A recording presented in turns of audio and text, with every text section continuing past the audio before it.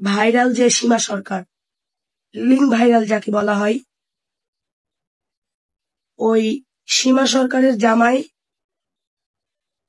বিগত সপ্তাহ দুয়েক আগে আমাকে আমার আইডিতে নক দেয়।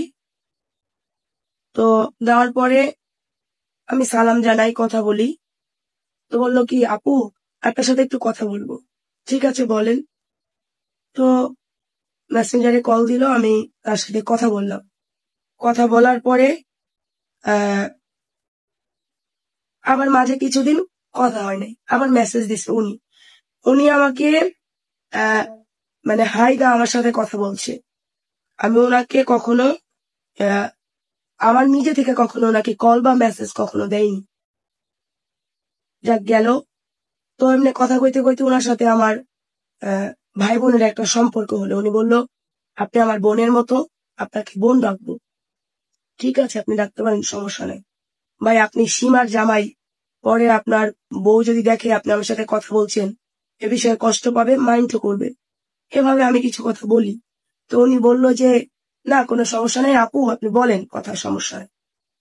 তো একদিন আমাদের মিরপুর 2 নাম্বার আসে, আপু দেখা করবেন। ওনার সাথে দেখা করলাম, বসলাম, একটু খাওয়া দাওয়া করছি। আমাকে বললো কি, আপনার সাথে একটা পিক তুলবো। আমি বললাম, আচ্ছা ঠিক আছে, আপনি আহ, তুলেন, কিন্তু ডিলিট করে দিন। কেন তুলবেন? আমি সীমাকে দিব, আপনার মুখের উপর ইমোজি দিয়ে রাখবো, আপনাকে চিনবে না, সীমাকে এটা দেখাবো, ওর সাথে আমার গ্যাঞ্জাম। পরে বললাম, আচ্ছা ঠিক আছে, তাহলে তুলেন।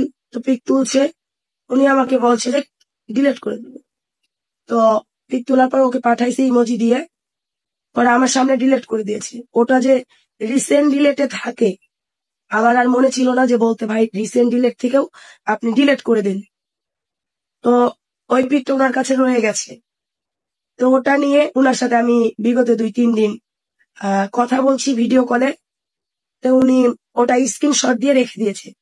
আসলে ওনাদের দুইজনের যে এটা ব্যবসা, আমি তা তো জানি না ওনাদের বিষয়। আসলে ওনাদের এটা ব্যবসা, যে কয়দিন পর পর 2-1টা মানুষের সাথে চলাফেরা করবে, করে ওরা ভিউ ব্যবসা করে আর কি, যাকে ভিউ ব্যবসা বলা হয়। হ্যাঁ, অনলাইন ভিউ ব্যবসা। তো আহ, আমার সাথে এতটুকুই কথা হয়, মানে এই ওর বিষয়ে ভিডিও কলে কথা কথা বলি আর কি। স্ক্রিনশট নিয়ে রেখে দিয়েছে। রাখার পরে ওটা এখন মানুষকে দেখাচ্ছে।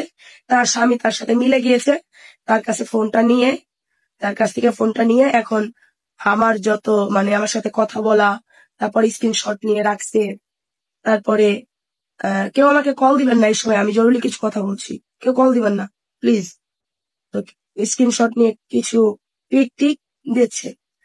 আর তুই স্ক্রিনশট দিয়ে পিক ছাড়ছিস কেন তোর জামার সাথে? এটা তো তোর জামার বদনাম হচ্ছে, তাই না?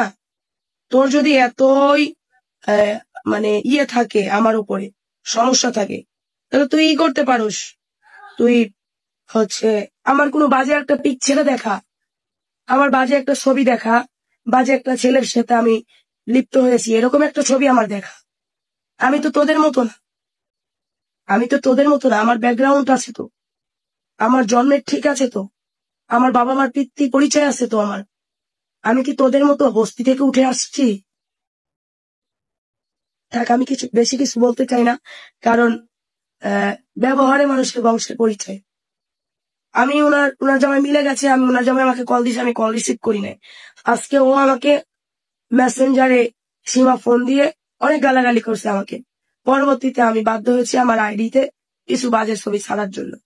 ও ওর জামার আইডিতে ছাড়ছে, আমি আমার আইডি থেকে ছাড়ছি। আমি পরে সেটা ডিলেটও করে দিয়েছি অবশ্য। হ্যাঁ, তো পরে ডিলেট করে দিয়েছি। এখন দেখি কি ওর জামাইরে নিয়ে, ও আমারে নিয়ে কথা, ভিডিও ছাড়ে। তো তোর জামাই বললো না তো যে আমার সাথে তোর জামাই খারাপ সম্পর্ক? এটা বলাইতি, যে এটা এটা বললে তো তোদের ভিউটা আরো বেশি হইতো, তাই না? আর তোর জামার সাথে তোমার কোনো সম্পর্কই না।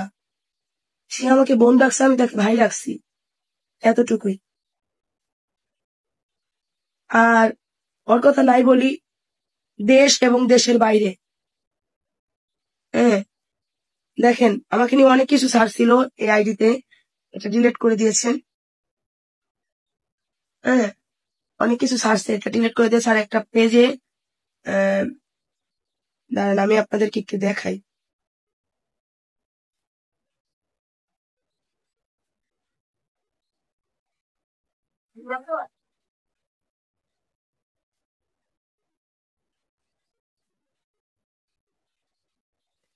এই দেখেন সীমা সরকার অফিসিয়াল পেজে এই যে এটা 10-15 minutos dice, ganó, sí, tú.